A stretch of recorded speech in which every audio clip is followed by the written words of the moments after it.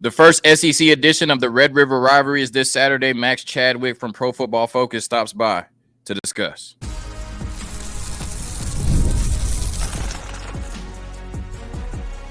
You are Locked On Longhorns, your daily podcast on the Texas Longhorns. Part of the Locked On Podcast Network, your team every day. Locked On Longhorns, the show. Jonathan Davis, your host. Today's episode of Locked On Longhorns brought to you by FanDuel. Place your first $5 bet and you'll get started with $200 in bonus bets guaranteed. Visit FanDuel.com to get started. Also brought to you by Pro Football Focus. Pro Football Focus has got you covered all season long with the best data, tools, and analysis in the game. So sign up for PFF Plus today to unlock all of their famous player grades and premium stats. Push to the playoffs in your fantasy league with in-season tools and award-winning rankings from fantasy expert Nathan Janke. And stay connected to the next generation of talent with the best NFL draft coverage on the planet. No matter what you're looking for, PFF Plus has what you need to make winning decisions all season long. So sign up for PFF today Plus for less than $10 a month. On today's episode of Locked On Longhorns, once again talking Red River Rivalry with Pro Football Focus. Max Chadwick talking to Michael Hawkins, Quinn Ewers, all the different angles to the Red River Rivalry. But before we get into the actual football on the field, Max, I want to ask you, and this could be me being biased. This could be me being a little bit sensitive, right? You know how it can get when you're listening to the national media.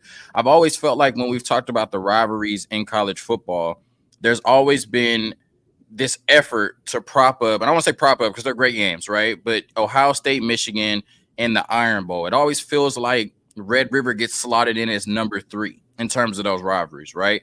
But a lot of people feel like because of the uniqueness of the rivalry, the way it's set up, in the Cotton Bowl, Oklahoma, Texas may be the best rivalry in college football. I'm not asking you to compare it to Ohio State, Michigan, or Auburn, Alabama. But as somebody who's objective to Oklahoma and Texas, even though you come on Locked On Longhorns, you know what I mean? Somebody who's objective to both schools, what are your thoughts on just the Red River rivalry in general as a whole?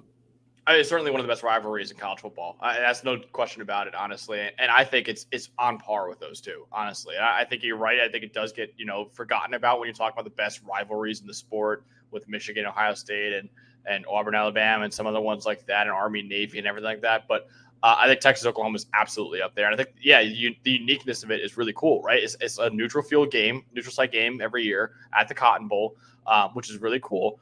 Texas State Fair is always going on then. So you got a massive, kind of party going on outside of the stadium too, which is really, really cool as well. And then the other thing that's really cool, these two teams hate each other. They really do. And I think you saw last year, and I know Texas fans probably don't want to hear about this game too much from last year, but even that pregame speech from Danny Stutzman, where he was like, I know two things in life. Number one, Oklahoma only fears God. And number two, Texas fears Oklahoma. And that fired them up, and that got them to go out there and pull off an amazing victory. And these two teams absolutely despise each other. And I think there's a lot of I've heard some Texas fans say, I'd rather beat Oklahoma than win a national title, right? Which I don't know if they actually believe that, but it's what means this game means that much to them, right? So it's a really awesome rivalry. You got two schools that are close in proximity to each other as well. So you have some houses that are divided. Maybe a husband's a Texas fan and a wife's a Oklahoma fan, or vice versa, or whatever. It's a really, really awesome rivalry, and no matter how good these teams are, it's a must-see game every year. Yeah, for sure. I think you really, hit it on the head, right? With just being so close in proximity, and just Oklahoma, Texas, really everywhere you go, certainly has an argument for the best rivalry in the sport. And I think I saw the stat that now, with both teams being ranked, I think they can say that more than any other rivalry, that both teams have been ranked more in any other game, in Red River than, any other rivalry. I probably didn't say that the best way, but you get what I'm saying. Yeah, now, exactly. Talking about on the field, right, when Oklahoma and this offense really has struggled through the first 5 weeks, right, and they benched Jackson Arnold against Tennessee. They've brought in Michael Hawkins. In your opinion, does Michael Hawkins make this Oklahoma offense more of a threat than they were with Jackson Arnold through the first 3 weeks? That's so tough to say. I think he brings a different dynamic to the offense is what I'll say, because I think he's much more of a rushing threat than Jackson Arnold was, but I don't think he's nearly the passer that Jackson Arnold is, though, either, right? So that's kind of the dynamic, is that, okay, you're going to have a better rushing attack with him, and maybe be a little more dangerous on the ground, but your aerial attack is not good. Now, the issue was whether you have Hawkins in there or you have Arnold in there, the supporting cast around him is awful, right? The offensive line has really struggled this year. The receiving core is super banged up. and has not performed well this year either. The run game outside of Hawkins is really bad. They've had nothing. They've had nothing offensively this year. And I think that's a big problem for them right now that I don't think is just a quarterback issue. And that's why I was team Jackson Arnold, before they benched him. I was like, dude, this guy has no chance back there right now. It's unfair for us to look at him and say, oh, well, you got to make a change at quarterback because he's obviously not doing it well. It's like, no, actually the entire team is letting him down right now, right? So I think it's the supporting cast is some of the worst in the Power Four, honestly, which is something crazy to say about an Oklahoma offense that, we're used to the elite offenses under Lincoln Riley in the past, and obviously now with Brent Venables there, it's different. But, yeah, it's just I think the supporting cast is really bad, and I think the supporting cast is honestly setting these quarterbacks up for failure, honestly. And I think that's what's happening this year. Yeah, now we talk about the Texas side and quarterbacks. Obviously, most of the talk around Texas the last couple of weeks has been about Arch Manning, but Quinn Ewers immediately got back to practicing after the Mississippi State game. And so, obviously he's going to start, this Saturday for the third time against Oklahoma in the Cotton Bowl. Quinn Ewers was lighting it up, the first couple of weeks of the season, but he has not played a football game since September 14th. That could possibly be a factor. How much would that affect the Texas offense if Quinn this Saturday is rusty, still dealing with that oblique, or is not the quarterback we saw the first 2.5 weeks?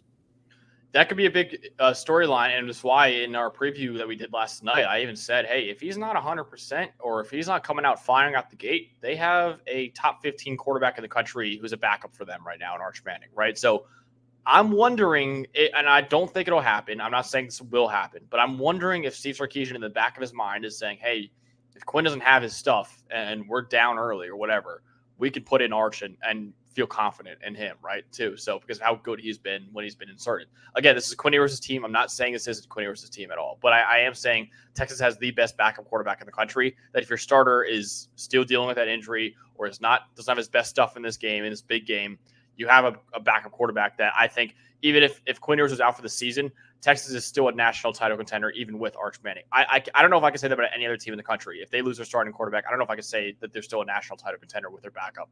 Texas, I can, right? So, yeah, I think that's definitely an interesting storyline because Oklahoma's defense is by far the best unit on their team, and specifically their front seven is their best unit on the team. So I think if they can try to get after Quinn Ewers in this game and get pressure on him, that's probably the avenue for them to try to have a chance at winning this game. The problem is, though, Texas' offensive line is the number one in the country in pass blocking grade this year, too. So it's a lot of bad matchups for Oklahoma all over the place because I think the Oklahoma secondary isn't that great. It's been like average this year in coverage grade. And Texas, obviously, with their receivers and Quinn Ewers and Arch Manning, they have the opportunity to beat any secondary in the country, especially an average one like Oklahoma's. So I think Oklahoma, the only chance they have defensively is to just get after Quinn Ewers and put him under pressure. Really quickly, what situation do you think would result in Steve Sarkisian feeling like he has to put Arch Manning in? Are you talking about like Texas being down double digits, in the second half? Like what would warrant Steve Sarkisian saying, I need to sit down Quinn Ewers? I think if Quinn is noticeably uncomfortable with his injury, and I don't think he will be, I think Steve even said last week, I think that he would have been able to play in the bye week if we had a game, right? So, and he even said like, hey, if we have a game this Monday, he'd be a starter. So I think he will be healthy. I think so. But if it is an issue, if he is not 100%, and Quinn even tells Steve saying, hey, I'm not feeling it right now. I just can't. My throwing motion's a little messed up with this because it's a core injury. Like that's a tough thing for a quarterback when you're obviously, putting all that force on your core. So we'll see how he feels with that. Or if it's just an absolute disaster, right? And I'm talking like disaster. I don't think if the second Quinn Ewers throws one interception, he's not getting benched, right? But if it's 2 or 3 turnovers in the first half or something like that, yeah, we could see him go to Arch Manning in the second half. So I think it has to be a disaster for Quinn Ewers to get benched. I don't think this is going to be, one incompletion and then all of a sudden Arch Manning gets inserted into the game. I don't think it'll be like that at all. But I think those are the two scenarios. Again, I don't think it's likely. I do think this is Quinn Ewers' team. I even think Arch Manning and his family think this is Quinn Ewers' team. But I do think that it is a possibility that Steve Sarkisian has in his back pocket, at least, if he needs to use